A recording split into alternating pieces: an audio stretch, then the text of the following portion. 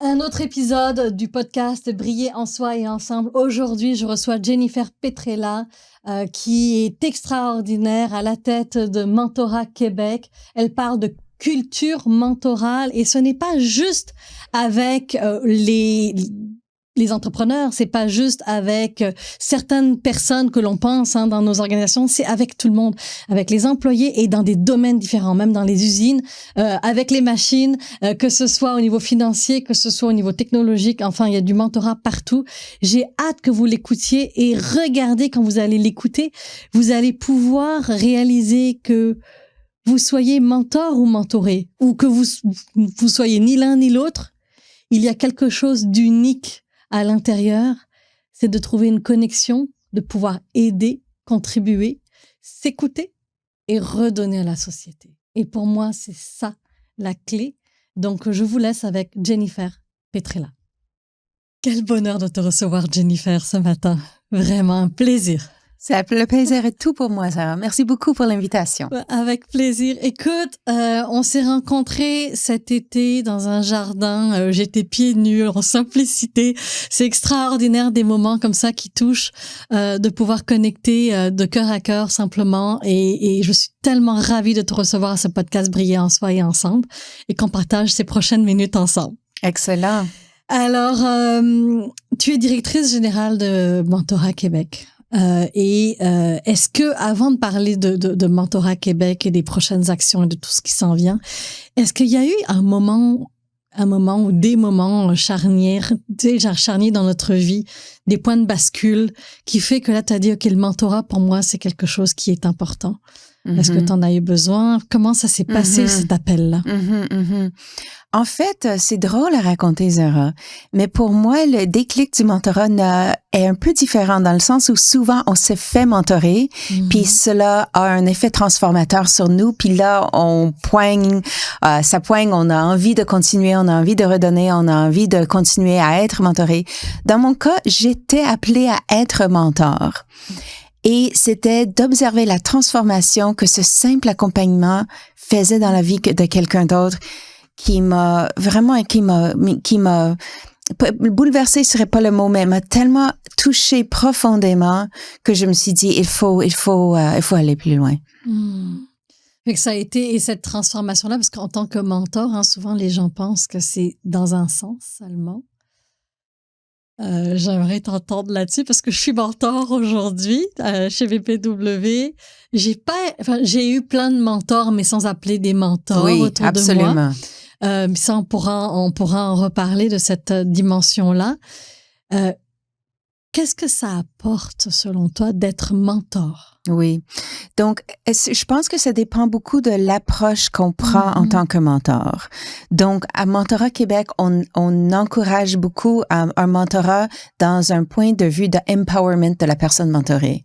Donc, pour nous, le mentorat, c'est pas le mentor qui est l'expert ou l'experte qui est en train de faire comprendre à la mentorée comment il faut faire, mais plutôt quelqu'un qui aide à développer la réflexion de la personne mentorée pour qu'elle puisse tester ses solutions auprès de quelqu'un avec de plus d'expérience. On veut pas minimiser cette expérience, on veut s'appuyer dessus, mais on veut trouver ses propres solutions, les tester, les valider, peut-être mettre un filet de sécurité, c'est bien correct, mais vraiment se développer soit dans un espace de sécurité où on a le droit de nommer ses hésitations, on a le droit de lancer des idées folles, voir si elles collent ou non, c'est correct. Le mot en anglais, c'est empowerment. Oui, puis on n'arrive pas à le traduire en français. Non, exactement. Je suis bien d'accord. Et j'entends derrière ça, c'est que c'est pas tant dans le savoir-faire. Oui, on peut aider dans le savoir-faire, mais moi, c'est dans le savoir-être où on questionne, s'il y a des décisions qui ont été prises, qu'est-ce qui ont amené ces décisions-là? Oui. En fait, tout mentorat a une partie de savoir-faire, savoir-être. Dans une rencontre, ça peut être 70-30, dans l'autre 30-70, c'est pas grave. On regarde la courbe. Oui, c'est ça. Voilà. Je trouve ça extraordinaire parce que en tant que mentor, j'ai l'impression que c'est un échange. Puis j'ai eu une rencontre avec de mentors chez mentoré chez BPW récemment.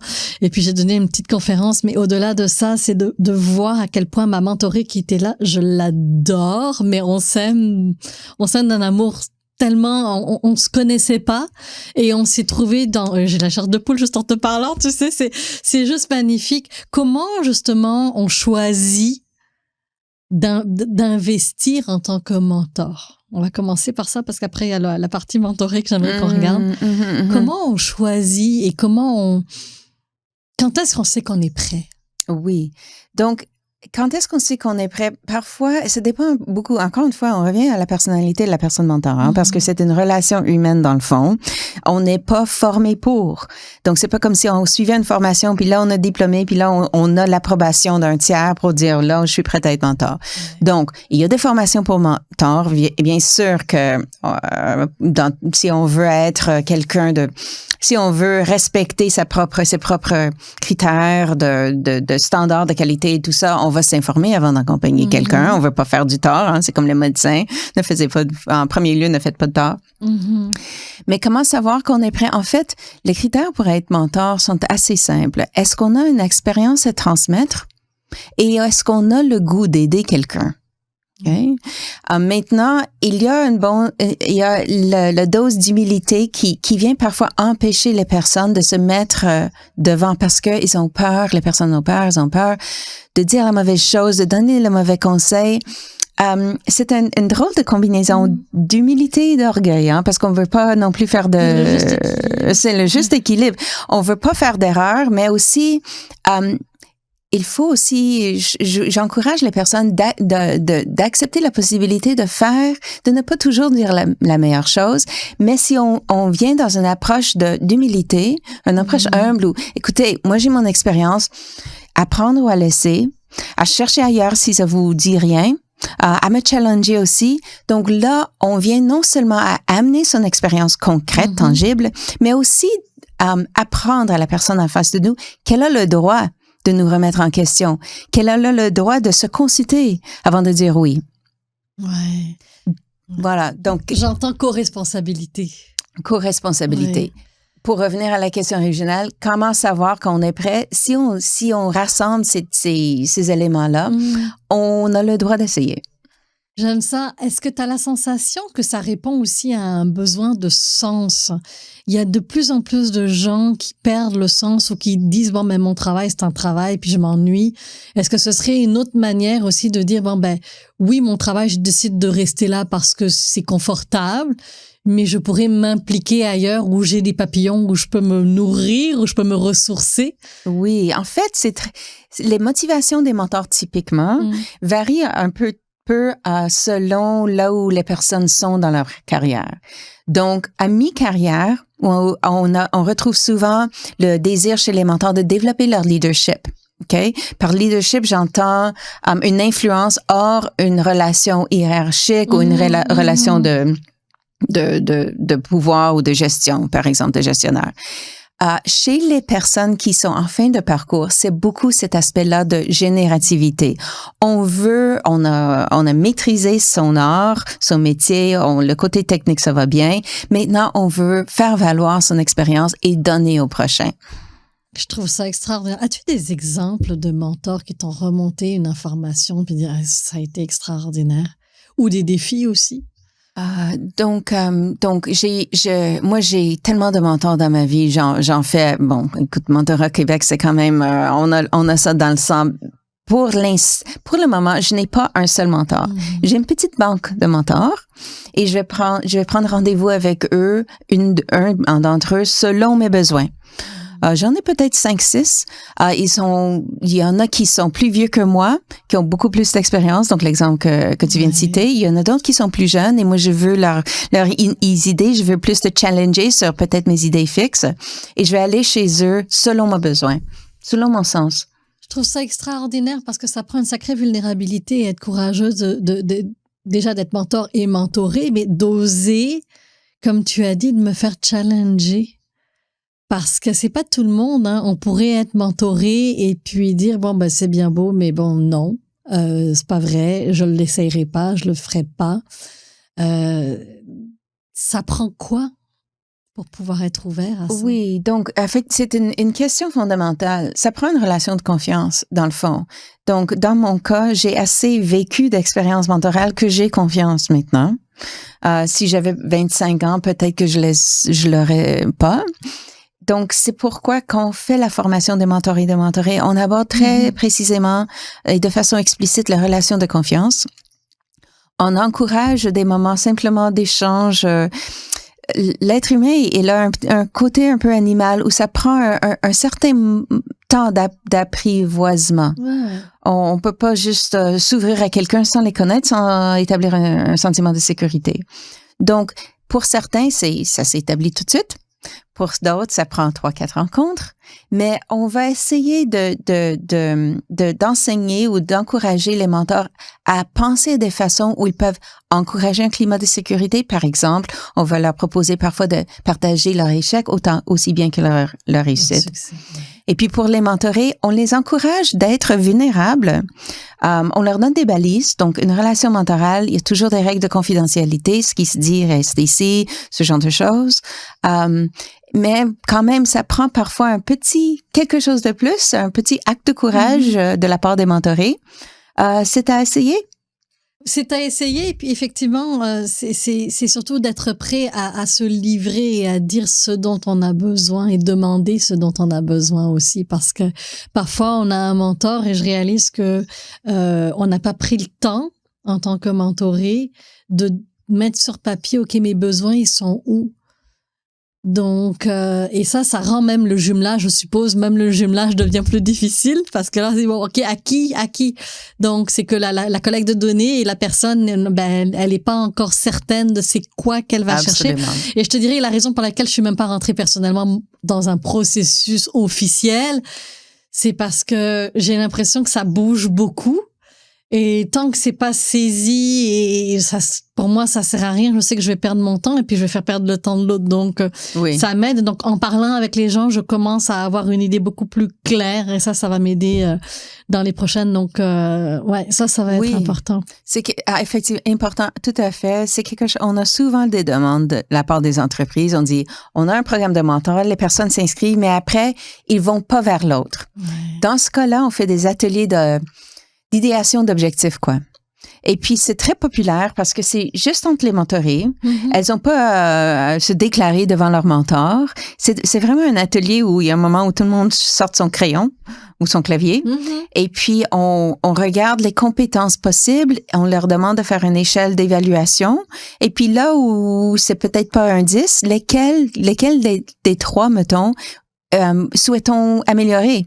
Donc moi, par exemple, il y a peut-être des compétences que ça ne m'intéresse pas d'améliorer parce que c'est pas là où je veux m'en aller. Et puis, une fois qu'on a établi les compétences qu'on veut améliorer, là, on développe des objectifs généraux. Peut-être on peut aller dans le détail autant qu'on veut, mais pas besoin d'aller dans le fin détail pour présenter un plan auprès de son mentor. Rendu là, on peut jouer un petit peu, on peut demander leur avis, tout ça. Bien sûr, c'est les échanges aussi qui vont nourrir aussi cette réflexion-là. Allons du côté maintenant mentoré.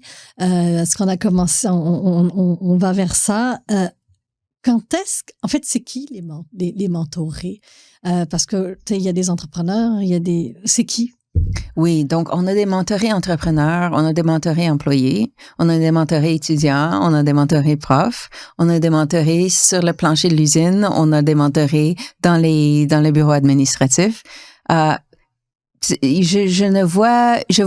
verrais mal me nommer une catégorie ou un moment dans un parcours d'un individu où être mentoré n'est pas possible. Je suis allée sur votre site web puis j'ai vu justement les différents endroits où on peut être mentoré selon les besoins aussi. Et effectivement, il y a énormément de points. Sens-tu que dans les prochaines années, dans nos organisations qui vont avoir besoin de relève, qui vont avoir besoin mais déjà même la transition de propriétaires éventuellement, est-ce que là, il peut y avoir aussi des relations de mentor-mentoré? Oui, donc la reprise d'entreprise, si on veut, le reprenariat, c'est un grand enjeu, comme on le sait au Québec. Il y a des programmes de mentorat dans ces circonstances-là. En fait, le mentorat est intéressant de savoir. Il est très important pour le transfert des connaissances, c'est clair, mais c'est aussi important pour établir une certaine culture et puis pour la santé mentale des personnes, que ce soit des mentors et des mentorés. Le mentorat est un facteur de protection dans la santé mentale des personnes participantes. Donc, ces trois éléments font en sorte que le mentorat, en fait, je vois mal comment il serait pas à encourager dans les années qui viennent, justement. Qu'est-ce qui fait qu'on n'en entend pas, enfin, on commence à en entendre plus parler, mais qu'est-ce qui fait, selon toi, que les mentors ou les gens en général ne se projettent pas dans ce rôle-là et ne disent pas, ben, moi, j'en ai besoin? Donc, pourquoi le monde ne pense pas en avoir besoin? Je ne sais pas si c'est tant qu'ils ne pensent pas en avoir besoin qu'ils n'en ont pas accès. C'est... Selon l'endroit où ils sont ou Selon l'endroit, souvent, et puis aussi, on a une culture parfois qui limite le mentorat à des hauts potentiels ou à des dirigeants. Malheureusement, c'est toujours le cas dans beaucoup d'entreprises québécoises. C'est la première fois que j'entends ça. Ouais. Ah oui. Oui. Donc, Mentorat Québec, on encourage beaucoup, on appelle ça la démocratisation du mentorat, parce que c'est très c'est difficile de prédire que si quelqu'un a un potentiel ou non. Et puis, souvent, les profils, on le sait, les profils qu'on peut désigner comme des hauts potentiels, ce sont des profils qui découlent de nos propres billets. Donc, le mentorat, ça sert un petit peu à égaliser ce terrain-là, parce qu'on fait accompagner tout le monde qui veut. Par ailleurs, il y a des questions sur cet aspect des choses, parce que les personnes qui lèvent les mains parfois pour être mentorées, sont souvent ceux et celles qui n'en ont pas forcément besoin, dans le sens où ils peuvent bien lever la main pour un programme de mentorat, mais ces personnes-là vont souvent se trouver un mentor, qu'il y ait un programme ou non. Alors que les personnes qui n'osent pas lever la main ou qui, pour une raison quelconque, ne pensent pas que le mentorat s'applique à eux ou à elles, ces personnes-là pourraient peut-être bénéficier encore plus du mentorat. C'est de belles questions et de belles pistes que tu amènes. Que tu amènes parce que et c'est vrai que en fait ça touche toutes sortes de personnes à tout poste et à tout niveau différent en fait. Oui. Je suis en train de Oui, puis c'est pourquoi on voit de plus en plus de mentorat entre pairs, par exemple. Le mentorat entre pairs proches. Donc, pair, c'est quelqu'un au même niveau de vous. Oui. Pair proche, c'est quelqu'un qui a peut-être 2-3 années de plus, mais assez proche pour se souvenir des défis que... qu'on a vécu ensemble peut-être. Voilà. Et puis... voilà. Et finalement, j'ai l'impression que dans les prochaines années, les équipes vont pouvoir s'entraider mutuellement la journée où les égos, on va dire, les peurs et toute notre carapace que l'on se met pour se protéger puissent redescendre un petit peu. Ça va créer des vrais ponts d'entraide dans l'organisation. Absolument. Et c'est ce qu'on appelle une culture mentorale. Donc, pas besoin d'avoir une relation mentorale un à un officielle désignée. Si on a une expérience gratifiante d'avoir aidé quelqu'un ou d'avoir été aidé, il est toujours possible de faire preuve de ce même esprit dans ses interactions quotidiennes. C'est quoi les défis ou qu'est-ce qu'on doit faire attention en tant que mentor par rapport à notre relation avec les mentorés? Est-ce qu'il y a des pendant où on veut trop aider ou trop pousser? Parce que j'ai souvent entendu, mais c'est parce que je veux plus que la mentorée. Oui, c'est un écueil assez fréquent. En fait, il y a deux écueils, deux extrêmes. On veut trop aider ou on veut trop pousser. On veut trop aider. On voit que la personne peut-être s'enfonce ou on a l'impression qu'elle s'enfonce, puis on est démuni parce qu'elle veut pas nous écouter, elle veut pas éviter, ou bien c'est ça. On a peur pour elle. Donc là, ça prend une certaine maturité émotionnelle pour savoir que chacun a son propre chemin, chacun doit faire ses expériences. Cette personne-là a peut-être des bonnes raisons pour faire son choix. Peut-être que ces raisons sont moins bonne, objectivement, mais ce n'est pas notre rôle en tant que mentor. Il faut accepter ça. Ouais. Et il faut avoir être assez solide à l'intérieur pour pouvoir l'accepter. L'autre extrême, trop poussé, on a déjà vu ça. C'est fait dans une bonne intention, mais je me souviens une fois, j'étais à l'ETS, puis il y avait une prof je lui étais très reconnaissante parce qu'elle avait mis déjà sur la table un enjeu que beaucoup de mentors vivent mais ne nomment pas. Et elle a dit tout simplement, écoutez, j'ai eu une mentorée qui voulait pas m'écouter, qui voulait pas écouter mes conseils. Alors, je voyais vraiment pas l'intérêt de continuer des rencontres avec elle. Je perdais mon temps. La réponse était très, très simple. Je lui ai posé une question. Je lui ai dit, et vous? Quand vous avez été mentoré, est-ce que vous avez toujours suivi les conseils? Bang, fini la conversation. Elle a dit non. Alors? Ouais, ça ne veut pas dire qu'elle n'a pas appris quelque chose non plus. Hein. On a le droit. Ouais, chacun est autonome. Ouais. Et chacun a notre rythme aussi, parce que souvent, on va chercher... Ça nous demande beaucoup d'aller nous exposer devant un mentor ou un coach ou autre, peu importe, mais d'aller dire, bon, ben là, j'ai un défi. Fait que le temps qu'on réalise, le temps qu'on parle, le temps que ça nous prenne tout notre courage et notre force pour le dire. Et oui, il y en a des conseils, mais après, on a souvent aussi des fois des gens qui ont besoin de juste parler pour parler. Et c'est des gens qui sont pas forcément prêts demain matin à utiliser des conseils, mais ça roule quand même. Enfin, pour moi, c'est une graine qui a été plantée. Oui. Puis qu'à un moment donné, elle trouvera son chemin pour fleurir quand ce sera le temps. Oui, oui. Et ça dépend beaucoup des personnalités. Il y a des personnes qui n'ont pas de difficulté à nommer leurs défis. Il y en a d'autres que c'est quasiment impossible. C'est une montagne à surmonter. Par contre, la transparence est un muscle. Ouais. J'aime ça. Comment le muscle? Un muscle parce que dans le sens où, tu sais, c'est difficile de faire un mouvement la première fois. Hein? La première fois qu'on va dans une classe de yoga ou qu'on fait une course de 3 kilomètres, c'est l'enfer, c'est la torture, on n'aime pas ça. Mais on apprend à le faire. Et un mois plus tard, on est drôlement bon. Donc, c'est un muscle qu'il faut continuer à développer, la franchise, le discernement, parce qu'on dit pas tout à tout le monde, mais quand on a l'opportunité de divulguer sa pensée, ses questions dans un endroit sûr, et y arrive, c'est drôlement ça propulse. Mais en fait, c'est beaucoup de combinaisons en même temps, parce que plus on muscle, plus l'autre s'ouvre aussi, et ça marche dans les deux sens. Oui. La confiance s'installe des deux côtés, parce que qu'on soit mentor ou mentoré, on reste un humain, on a des émotions, on a des peurs, on a des croyances, on vient avec notre bagage. Tu parlais de billets tout à l'heure, on vient avec nos billets, on vient avec ce qu'on pense de l'autre, notre ressenti, et c'est tout ça qui joue dans la balance. Fait que si on arrive à s'écouter, il y a tout qui se place en même temps. Je trouve ça extraordinaire. Est-ce que au-delà de cette relation mentorée-mentorale, comment nos organisations, et ce serait quoi le message pour nos organisations qui nous entendent, parce que je sais qu'il y a beaucoup de dirigeants RH et autres qui nous entendent, nous écoutent aujourd'hui, et en parlant, je sais que j'ai 2 personnes à qui il faut que j'envoie le lien de Mentorat Québec, mais comment on peut faire pour qu'il y ait plus de gens qui embarquent dans cette culture mentorale? Oui. Donc, je dirais aux organisations, ne voyez pas ça comme insurmontable. Ce n'est pas... Il y a des experts. Mentorat Québec en a, il y a d'autres organisations qui en ont. Un programme de mentorat n'a pas besoin d'être compliqué. On sait comment faire. Donc, faites-vous aider.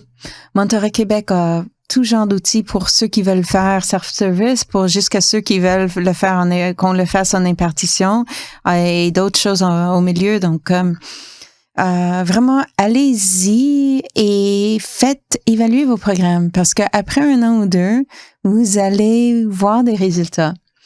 Et puis, une fois qu'on les voit, c'est difficile d'aller en arrière, quoi. J'aime ça. Puis là, on parle beaucoup d'entreprises qui ont compris que l'humain est important, parce que si on fait venir et qu'on va chercher justement de l'aide pour faire entrer une culture mentorale, en plus de notre culture humaine et leadership humain à l'intérieur de nos organisations, c'est qu'on a déjà la case cochée, l'humain est important. Il y a certaines PME encore où c'est la performance, le chiffre d'affaires, etc., qui sont les plus importants. Qu'est-ce que tu répondrais Qu'est-ce que tu pourrais dire? Et on a besoin de tout, puis le monde est fait de tout le monde, puis c'est pas de dire qu'ils sont pas corrects, mais comment on pourrait faire pour que il y ait plus de bonne humeur? Parce que j'ai l'impression que l'humeur, le sens, il y a beaucoup de choses qui se perdent dans ce genre d'organisation-là. Mm-hmm. En fait, le mentorat, je le vois parfois comme un jeu de serpent et d'échelle.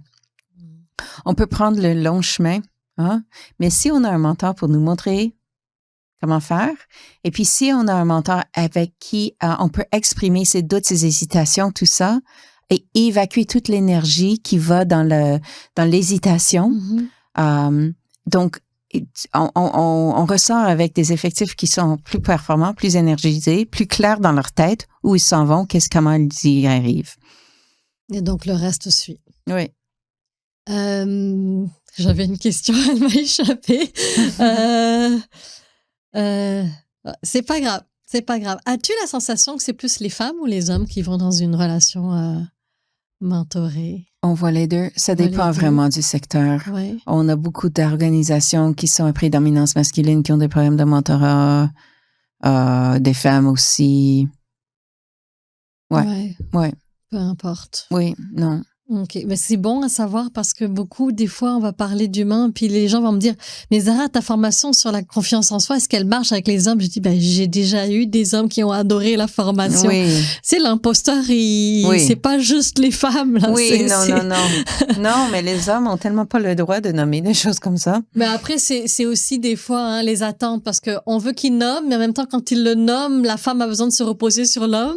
Fait qu'il il y a cette double, hein. Est-ce que tu as déjà entendu ça? Non. C'est, on attend d'un homme qui soit fort, qu'on puisse se reposer dessus, parce que, lui, il est censé être fort. Mais quand il parle de sa vulnérabilité, là, notre perception change. Fait que là, on se demande si on peut se reposer dessus. Il y a cette double facette où moi, j'en ai des personnes en coaching qui me disent, des hommes en coaching qui me disent, ben oui, mais c'est parce que moi, je veux bien être dans ma vulnérabilité, mais si je le suis, après, j'ai la sensation que on ne vient pas me voir ou je perds en force parce qu'on attend de moi que. Mais au moment où je me sens vulnérable, je peux pas être en mode je vais être bon pour toi et là pour toi. J'ai besoin de revenir chez moi, de trouver mes solutions, puis après je vais être là pour toi. Mais donc il y a ce jeu-là.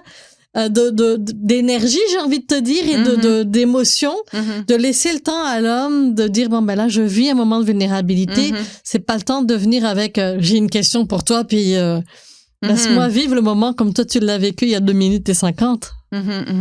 Donc, je pense qu'on vit en ce moment une transformation dans la société où il y a une certaine proportion de la population qui ne voit pas la vulnérabilité comme un manque de force, mais une autre grande proportion qui le voit ainsi. Exact. Et quand les deux se choquent, il y a des malentendus.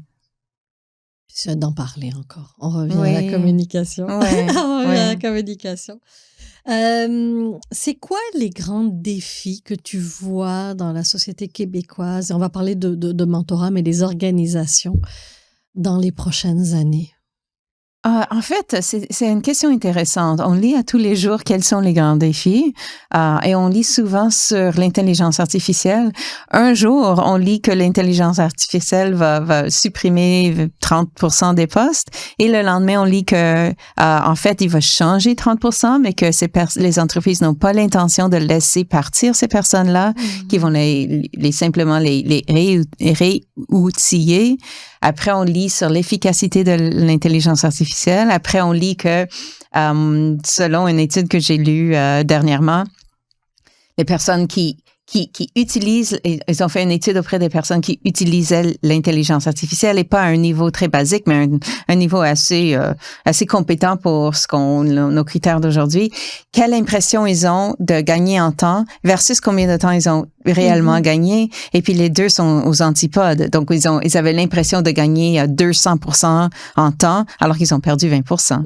Donc je pense que, en tout cas, moi qui n'ai pas spécialiste de l'IA dans les entreprises aujourd'hui, je ne sais pas si vraiment il y en a, mais certainement mieux que moi, je ne peux pas me prononcer sur là où nous sommes aujourd'hui et où est-ce que cela va nous mener. Il y aura des belles questions à se poser en tant que mentor, mentoré aussi. Il y aura de belles discussions certainement qui vont arriver par rapport à ça, et ce sera à nous de nous positionner, je pense, aussi en tant qu'humains. Absolument. Puis par ailleurs, c'est une question qu'on va poser lors du Forum du mentorat de 2026. Ouais. Comment on se positionne en tant qu'humain dans une relation mentorale, étant donné que les relations changent et que l'intelligence artificielle est de plus en plus présente, y inclus dans les relations mentorales? J'ai hâte. Ce côté humain que je sens de toi, ce côté d'ouverture, il vient d'où, Jennifer? Ça a toujours été là, ou est-ce que tu as eu à le travailler? Je sais pas. Je sais pas. Donc, la question ne résonne pas pour moi. Ouais. Okay. Mais c'est beau parce que, tu sais, c'est inné. C'est que pour toi, c'est ça qui est ça. Il y a des gens qui me disent, des fois, il y a des points de bascule où, j'ai pas été comme ça avant, puis ça a changé, il y a eu quelque chose. Puis pour toi, je sens le inné, le facile, le normal. C'est, non, mais c'est ça que je suis. En fait, donc, je comprends mieux la question maintenant. C'est vrai que mes enfants m'ont beaucoup ouvert sur la différence, on peut dire ça comme ça. Et puis, l'ouverture, quand on parle d'ouverture, c'est vraiment... pour moi, si pour reprendre tes termes, Zara, l'ouverture à l'humain, c'est l'ouverture à l'unicité, parce que chaque humain est très, très différent. Est-ce qu'on peut l'accueillir et l'aimer, ou est-ce qu'on doit le juger? Et mes enfants sont assez différents de ce qui je suis, que l'ouverture était essentielle. De belles questions. C'est beau. Puis on a plein de miroirs autour de nous. Enfin, moi, j'appelle nos enfants nos miroirs. Parce qu'ils nous font voir des facettes différentes de nous. C'est vrai, hein? Et puis quand ça vient nous énerver, en général, c'est parce que justement, on n'accepte pas soit la facette de l'autre, soit la nôtre. Oui! Donc, on a quelque chose. C'est comme un diamant, hein? Il y a plusieurs facettes. Puis pour pouvoir s'accueillir en entière, c'est de voir chacune des facettes, même quand on l'échappe, même quand on n'arrive pas à faire les choses, même si c'est un échec, puis de dire, on s'aime pareil. C'est vrai, hein? Pour moi, c'est un diamant. Oui. Si tu avais la chance de croiser la petite Jennifer de 7-8 ans, tu lui dirais quoi? Moi, je lui dirais qu'elle est magnifique, qu'elle a plein d'imagination, puis elle doit juste, s'épanouir. Vas-y, suis-toi, suis ton cœur à fond. Tu as tout pour réussir, amuse-toi. Je trouve ça extraordinaire. Merci infiniment, Jennifer. C'est moi qui remercie, Sarah, pour cette belle conversation. Un grand bonheur.